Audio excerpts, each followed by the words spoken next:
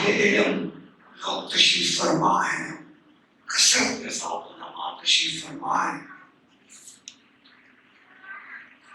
میں شکریہ ادا کرتا ہوں قبلہ حاجی صاحب کا کہ انہوں نے اتنا خوبصورت انتظام فرما کر اور ہمیں خوابگاہوں سے اٹھا کر اللہ کے گھر میں بٹھا دیا. اور میرے دوستوں، اللہ کے گھر میں بیٹھنا یہ بذات خود عبادت ہے، یہ بذات خود عبادت ہے. اور یہاں تک اگر مسجد میں بیٹھنے کی فضیلت ہمیں پتہ چل جائے تو ہو سکتا ہے کہ ہم گھروں میں واپس نہ جائیں.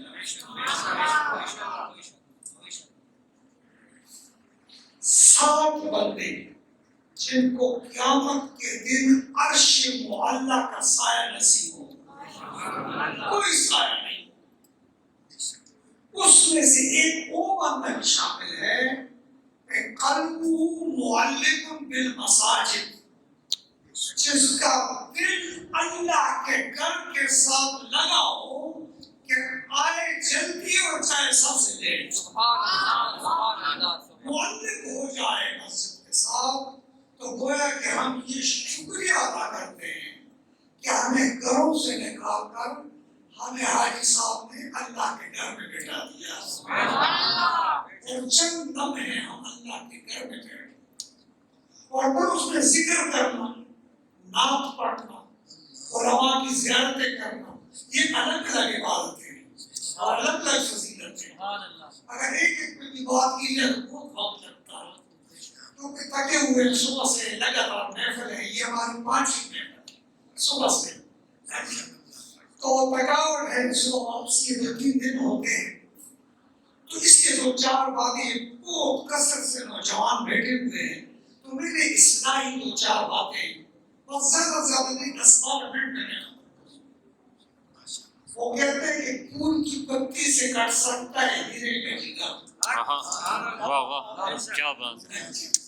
پھول کی پتی سے کٹ سکتا ہے ہیرے کا جگر. ہیرے کا جگر. کلام نرم و نازک، نادان بے اثر. اگر بات اثر کر جائے تو ایک بات بھی کافی ہے، اور اگر اثر نہ کرے تو دفتر بیکار ہے. ایسے ہی ہمارے اہل علم فرماتے ہیں وہ بات، وہ کام بہت اچھا ہے جو مختصر بھی ہو اور جامع بھی. اس لیے ہم اس کو مربوط خاطر رکھیں. میرے دوستو، یہ سفر کا مہینہ تقریباً شروع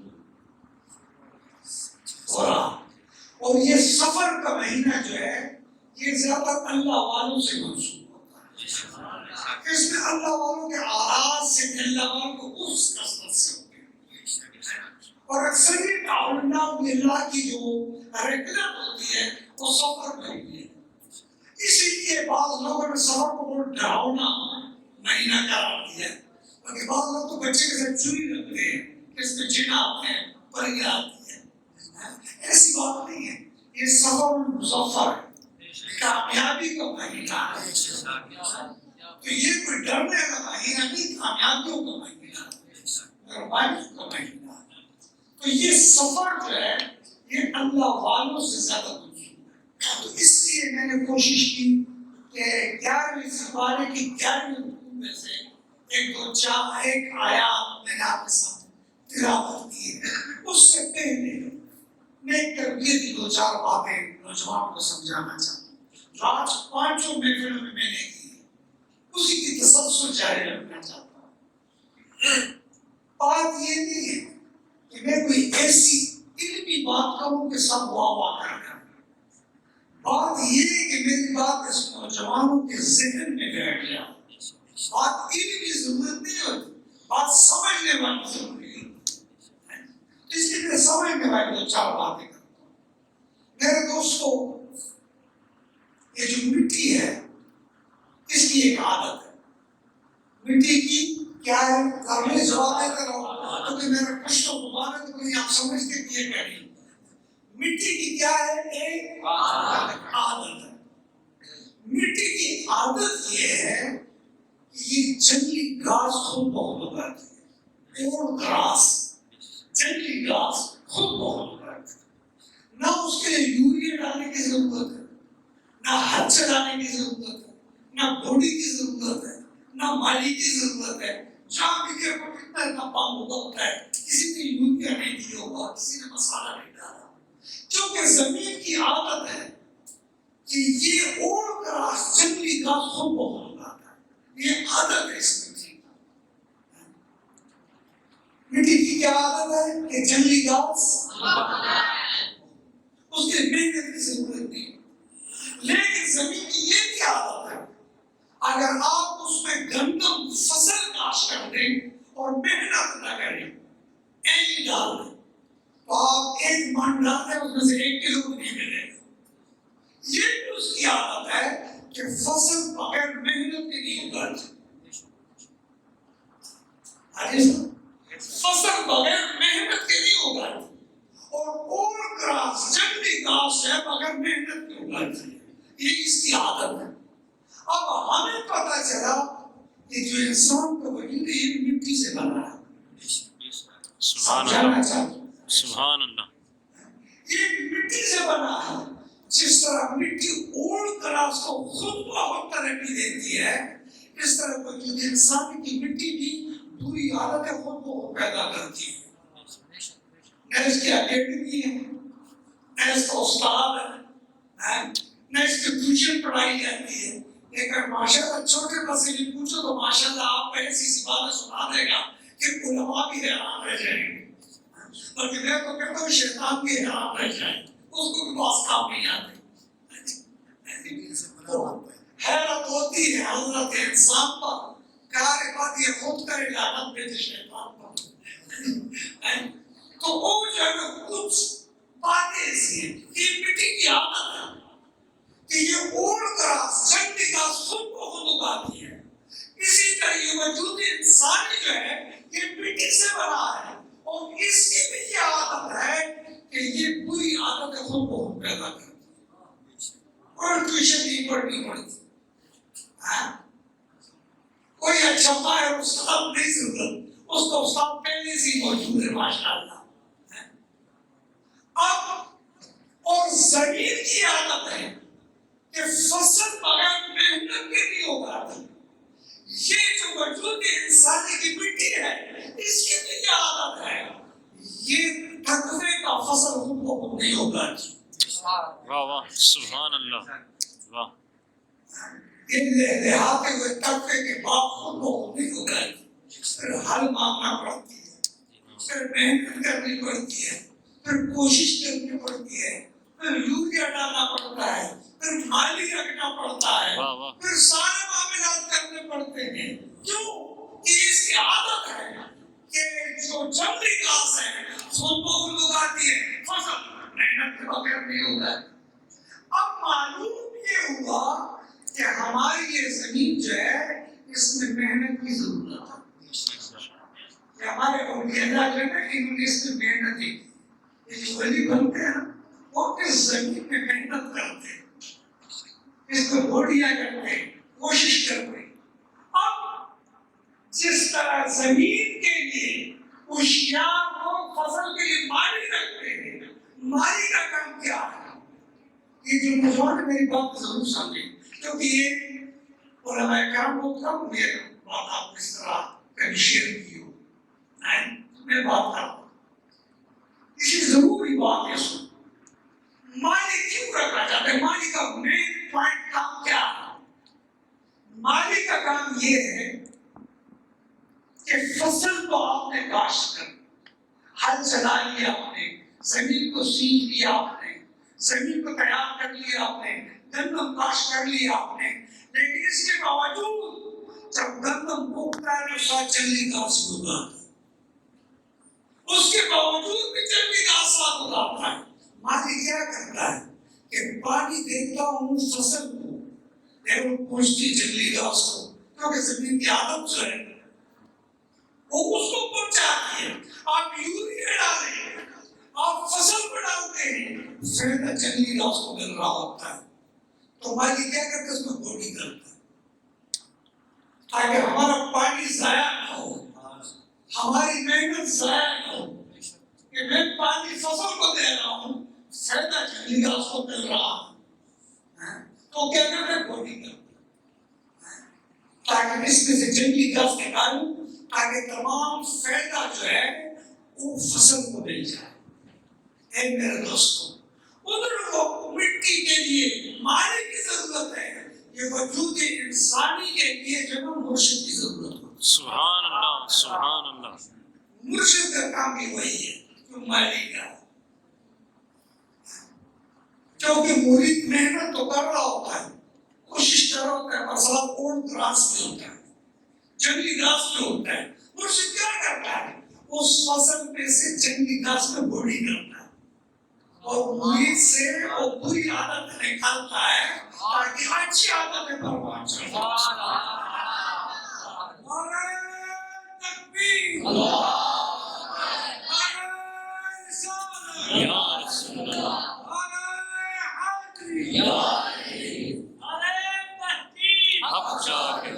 تو مرشد کا کام یہ ہوا کہ یہ بھی یہی کرتا ہے کہ مریدوں کے پیچھے پھرتا ہے کہ ایسا نہ ہو نقصان اس کا نہیں جس نے بویا نہیں۔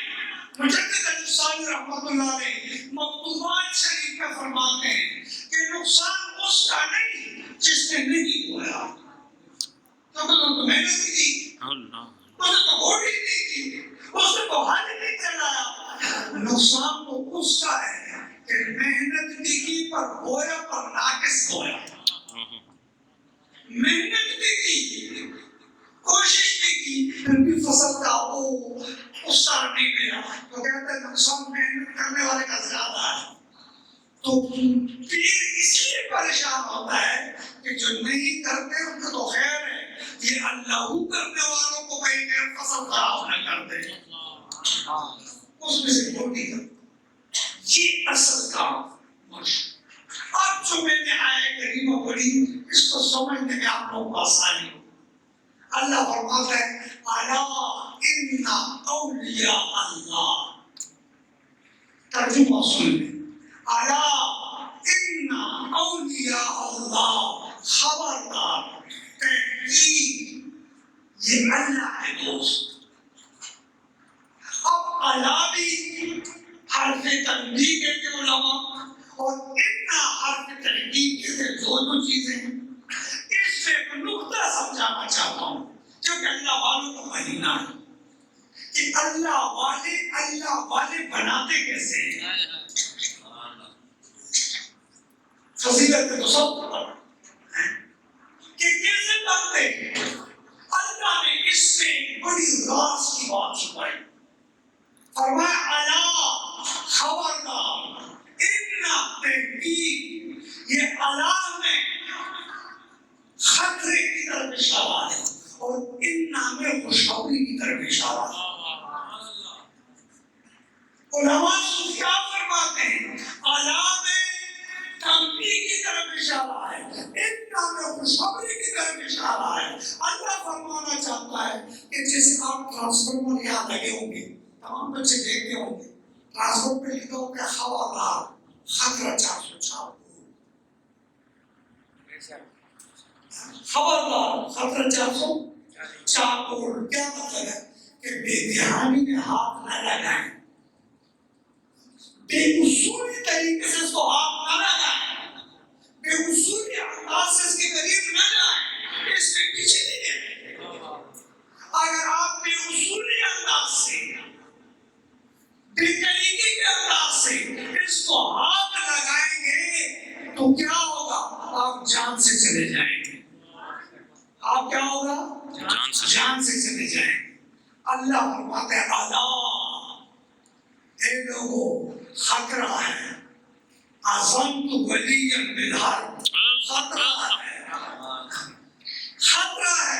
ایسا نہ ہو کہ کہانی میں چلے جاؤ تو وہاں جان کا خطرہ ہے، یہاں ایمان کا خطرہ ہے، یہاں ایمان کا خطرہ ہے، تو بے کہانی میں مت جاؤ، ایسی بات نہ کرو، ایسا جملہ نہ بتاؤ۔ ہمارے مرشد فرمایا کرتے تھے کہ اگر کوئی ایسا بندہ مل جائے تو ولی نہ کیوں،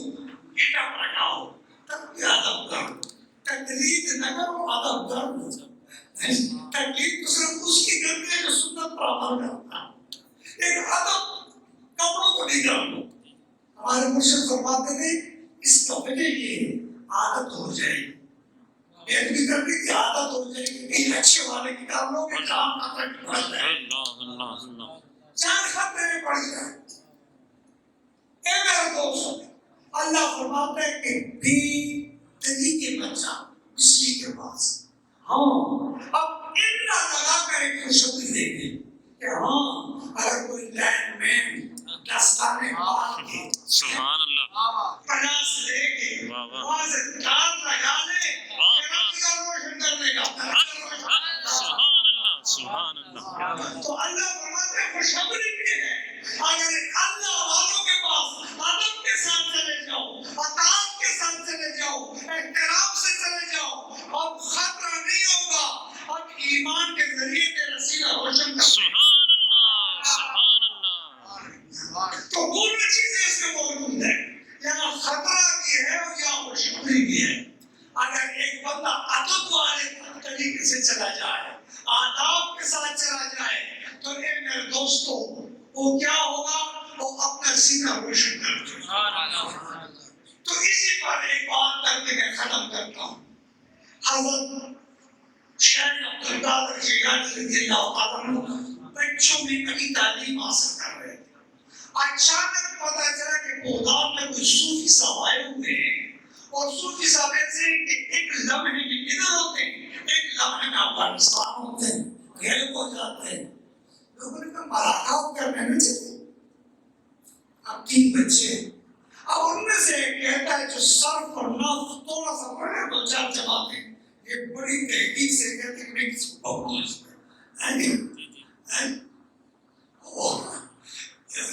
لطیف آگے لطیف سے مراد لطیف بات ہے.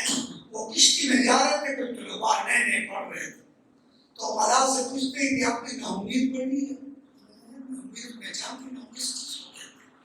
تو انہوں نے صرف کی فلاں پڑھا ہوگا. اس نے کہا نہیں آپ کو تو نہیں آتا. اس نے کہا کہ تو آدھی زندگی برباد ہو گئی, تیرے تو آدھی زندگی برباد ہوگی, سب کو نہیں پیر نہیں پڑھا آپ نے. کہتے ہیں اچانک کوئی بات مخالف آگے کشتی میں مکانے کا عمل آ گیا. تو ملا پوچھتے کہ تیرے میں آتا ہے؟ وہ کہتے ہیں سالوں نہیں آتا. فرمایا میری آگے برباد ہو گئی, تمہاری ساری برباد ہو گئی. تو یہ جو صوفی لوگ ہوتے ہیں یہ تیر نہ جانتے, سبحان اللہ سبحان تیر نہ سکھاتے, واہ واہ سبحان تیر نہ سکھاتے. اے میرا دوستو, تو کہتے ہیں کہ وہ جو 3 بندے تھے ان میں سے ایک کہتا ہے میں تو اس صوفی کو ملوں گا نا, یہ سارے بے علم پیر بن جاتے ہیں, میں نے کچھ سوال کرنا دماغ سے کرانا ہے, اس کا پتہ لگ جائے اس کو. اور دوسرا کہتے ہیں یار میں تو کوئی پریزوان نکل ہے ایسا ہے, اللہ والوں کو گھوڑے پر سوار ہو تو آسمان کے رسواؤ, پیر کو تو آسمان. یہ بھی ایک مثال ہے آپ لوگوں کو. میں لوگوں کو کہتا ہوں کہ پیر آزماؤ گے تو پاس ہو جائے گا, اور اس میں تجھے آزماؤ تو فیل ہو جائے گا. مت آزماؤ, آزمائش شکل نہ پڑھو. وہ میں کہتے چلے گئے. اب ایک کہتے ہیں پریزوان نکل ہے, میں امین ہو جاؤں. غوث پاک رحمۃ اللہ علیہ فرماتے ہیں کہ دوستو میں تو چاہوں گا کہ ایسی بھی نگاہ پڑ جائے کہ میں اللہ کا بندہ بن جاؤں, ایسی بھی دعا کر جائے. اب اس نے دستانے پہن لی ہے, رینچ لے لی, یہ بجلی کے پاس چلا گیا, اور انہوں نے بجلی کے پاس سبحان اللہ. جو ہی اور کہتے ہیں یہ یوسف حمدانی حضرت بھی نقشبندی ہے, وہ بھی نقشبندی ہے. بعض لوگ کہتے ہیں کہ بچپن میں وہ سپاٹ میں نقشبندیوں کو فیض ملا ہے, اور یہ ابو بیان صاحب نے فرمایا, اس کی میں نے سنا. تو وہ کہتے جب چلے گئے, جو ہی ایک اندر چلا گیا, فرمایا اے فلانے میں دیکھ رہا ہوں کہ تو سود چلائے گا اور گمراہ ہو کر تو مر جائے گا. دوسرا آیا, فرما میں دیکھ رہا ہوں کہ ناک تک تیری دنیا آئی ہوئی ہے اور تو دنیا میں دستا چلا جائے. اور پھر شیخ اندر آیا, حضرت کھڑے ہو گئے, فرمایا اے بچے میں دیکھ رہا ہوں بغداد کے ممبر پر کھڑے ہو کر تو یہ کہے گا کہ انا قدمی راس کل اولیاء اللہ, سبحان اللہ قدم تمام اولیاء اللہ کے ساتھ. سبحان اللہ سبحان اللہ.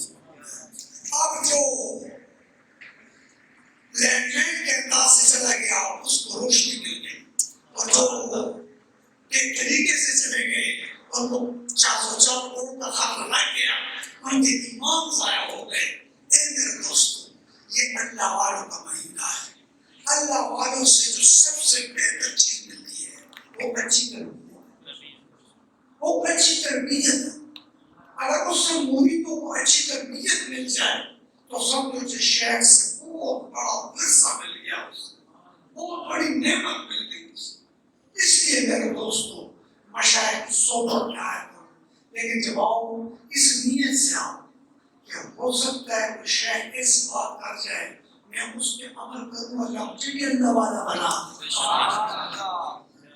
ایسی کوئی کام کروں کہ ان کی توجہ ہو جائے اور میرے سینے میں جو نقص ہے اس کو کامل کی طرف لے جائے.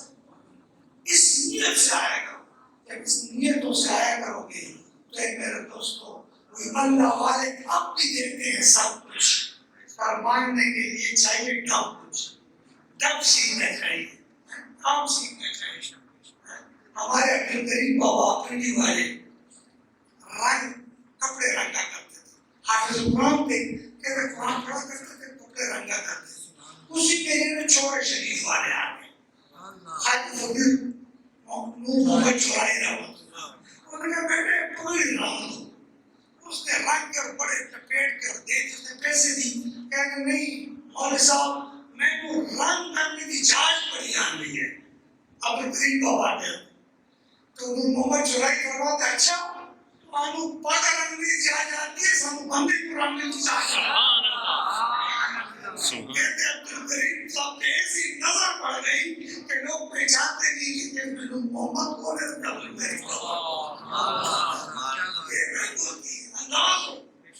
اسی طرح شیخ شریف رحمۃ اللہ کہتے ہیں کسی نے پوچھا کہ تمہارے پیٹ میں چلا ہے, چلا وہ چلا نہیں کر رہا ہے, تمہاری پیٹ میں گائے ماں سے گزرتی ہے تو ان کے پاؤں دباتا ہے.